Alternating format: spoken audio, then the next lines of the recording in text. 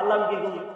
আল্লাহ রাব্বুল আলামিন আজরাইল আলাইহিস সালামকে বলেন, আজরাইল তুমি যাও গিয়ে আমার বন্ধুকে বলো, হাল রাআইতা খলিলান ইয়াকরাহু লিকা খলিলিহি। আল্লাহু আকবার।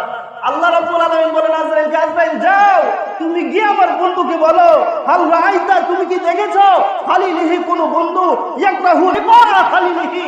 হে আজরাইল তুমি আমার বন্ধুকে গিয়ে বলো, তুমি কি দেখেছো, তুমি আমার বন্ধু ইব্রাহিমকে বলবা আপনি কি দেখেছেন, হাল রাআইতা আপনি কি দেখেছেন খলিলা ইয়াকরাহু কোন বন্ধু অস্বীকার করে লিকা খলিলিহি কোন বন্ধুর সাথে সাক্ষাৎ করতে। আল্লাহ কি কথা বলছেন? তুমি গিয়ে বলবা কোন বন্ধু কি কোন বন্ধুর সাথে সাক্ষাৎ করতে অস্বীকার করে? যার সাথে একবার অন্তরঙ্গ বন্ধুত্ব, তার সাথে কি যদি তাকে অফার করে আমার সাথে দেখা করার জন্য, সে কি অস্বীকার করবে? ইব্রাহিম আলাইহিস সালাম বুঝে গেলেন, যখন আল্লাহ রাব্বুল আলামিন এই সংবাদ পাঠাইলেন, হাল রাআইতা খলিলান ইয়াকরাহু লিকা খলিলিহি, ওগো বন্ধু তুমি কি অস্বীকার করবা কোন বন্ধু যদি কোন বন্ধুর সাথে দেখা করার জন্য অফার দেয়, তখন তো বলবো না না আমি দেখা করব না। ইব্রাহিম আলাইহিস সালাম জেনে গেছেন, বুঝে গেছেন আল্লাহ রাব্বুল আলামিনের সাথে আমার সাক্ষাৎ হবে।